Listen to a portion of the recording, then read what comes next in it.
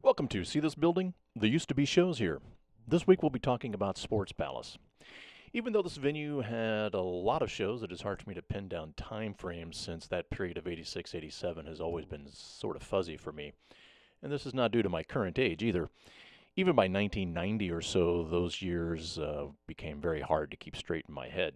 I think partly because there was a lot going on then. The Sports Palace was located at 5967 Delmar, just east of the Loop. The building, as you can see, still stands. Of all the venues I have talked about so far, it is the only one that is still standing. It was originally a roller rink with a concrete floor, so even if you have only a rudimentary understanding of sound, you know that it sounded terrible in there.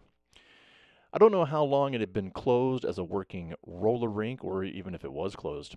I do remember, though, that the rental skates were still in the racks, and occasionally people would break them out and roll around the rink. The owner was not fond of that, though. And being a roller rink, it didn't have a stage. So for each show, one was constructed, or I should say slapped together using whatever materials could be found in nearby alleyways. The stages, as you can imagine, were not sturdy by any stretch. I've only been able to track down 12 flyers for shows at the Sports Palace in 1985, 1987, and 1988. I think the 1986 gap was due to Turner's operating at that time. Then closed in November 1986, which required finding a large space again for 1987. As I mentioned, I found flyers for 12 shows, but one that I remember that I can't find now is DOA and No Means No. The DOA No Means No show, though, may just be in my head. I have to say I was shocked to discover Ultraman didn't play more than 2 of the 12 shows there. I think we might have played with Dehumanizers, but Ultraman was not listed on the flyer, so I can't be sure. It is possible, I guess, that we might have been added last minute. The first show I saw there was Black Flag in 1985. This was actually part of a 3-day tour of me following them around to Columbia and Kansas City. Now, for me, this Black Flag show has a whole story connected to it. As I was on my way to buy a ticket for the show at Vintage Vinyl, I was stopped by the cops. They had really been working overtime to kick out all of the punk rockers. At the time, the rumor, though, was that Joe Edwards wanted it done to help his turning the Loop into the strip mall that it is today. And even without the help of Geraldo Rivera, cops thought skinheads were a gang.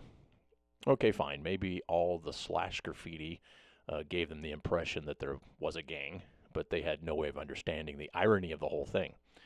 Of course, neither did the dummies that took the name and ran with it a couple of years later. As I was about to enter Vintage, I ran into someone I knew and was having a conversation when I heard from behind me, "Put your hands behind your back, you're going to jail." Next thing I knew, I was in the back of a cop car in cuffs on my way to jail. When I got there, I found several other people I knew that had been picked up earlier further down the street from Vintage. I spent about 4 hours in a cell waiting to get bailed out. Once I was released, I ended up at the home of Jim Agnew. You'll remember him from the Turner's Story video, and of course he created Head in a Milk Bottle, which I've mentioned before as well. This was where I first heard Beast of Bourbon, The Scientist, and Lime Spiders, and maybe Screaming Tribesmen that night too. Essentially, Jim introduced me to the wonder of some of the best Australian bands ever. Now remember this part for later with Beast of Bourbon in this broadcast. It turned out that my court date for the 2 charges of peace disturbance, failure to comply, was the same night as the Black Flag show at Sports Palace. It was dismissed as a coincidence. Not knowing better, that I could have asked for a different date, I went there first, pled guilty or no contest or whatever I ended up doing since I was only 20 years old, worked at Kmart, and didn't have any attorney money anyway.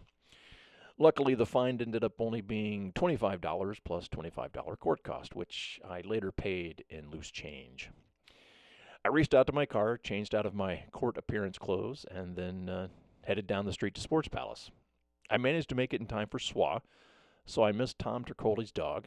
So I guess, now that I think about it, the cops did me a favor. But I did miss Blind Idiot God. I think this was the only time in St. Louis that a local band had been added to a Black Flag show. They, of course, later released at least one album on SST. Still, though, I did consider missing Tom Turcoli's dog a win. As you can imagine, the room was packed, and I made my way to the Cura side of the stage. It was so packed that I can't say there was a real pit for slam dancing. It was more like a rolling, surging mass of people covered in sweat. In other words, it ruled. If you'd like to hear what I heard that night, you can go out and buy the live album, Who's Got the 10 and a Half. It's a recording from somewhere on that tour. The next show at Sports Palace was the end of summer punk rock Blowout. The Offenders returned.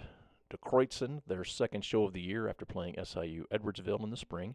Murphy's Law, added late and I think through Fritz from White Suburban Youth. And then 3 local bands, White Suburban Youth, Isolated Youth, and Blind Idiot God. This show went on late into the night. Since it wasn't a bar, there wasn't any issue with closing time. I'm pretty sure the show didn't end until nearly or maybe after 2 a.m. I know I didn't get home until nearly 4 a.m. myself, since I waited around to get paid.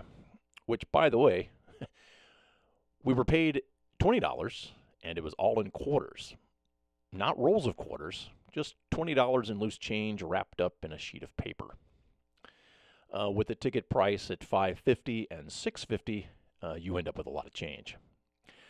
Most of the photos you see are of White Suburban Youth, of course. I don't think Chris Roddick took all of these photos since he is actually in one of them at the edge of the stage. He took almost all of the photos I have from that time period of White Suburban Youth. I think the other photo is of the Offenders, the crowd shot, and as you can see, the lights have been turned on. I don't know if this was all night long or if the stage lights have been broken, or even if, now that I think about it, there even were stage lights. I don't know. But there's nothing like a show under fluorescent lighting, or anything under fluorescent lighting. As you can tell, though, it was a full show, but not as crazy as Black Flag. That Black Flag show might have actually exceeded the legal fire code limit. Back then, it seemed like whenever Black Flag played, every dummy in the world showed up. So there was just jocks and West County people. It was the oddest phenomenon. As I mentioned earlier, Murphy's Law came to be added by Fritz from White Suburban Youth. We had been practicing at his house that night before the show when Murphy's Law arrived. Apparently, from what I remember now, they had to flee Chicago for some reason. They needed a place to stay, so I took them back to my house. They had a serious problem, though, with Petey Hines, their drummer. He was very sick, had a very high fever. So the next day, they took him to the emergency room, and Russ and I went and skated a backyard halfpipe. He would later return to Sports Palace with Underdog, I guess a couple of years later. The doctor told Petey he needed to go back home because he had mono. So their tour ended right there. That night, though, they did play. Petey was pretty much throwing up between every song. After they were done, they packed up and headed directly back to New York City. Other than that, I don't remember much of De Kreutzen or the Offenders. I'm sure the Offenders ruled, and De Kreutzen had drifted off at that point into a slower version of hardcore that I probably would like more now than I did then. Well, at least I don't remember being bummed out by either band. But Jim Agnew didn't think much of them in his review and had in a milk bottle.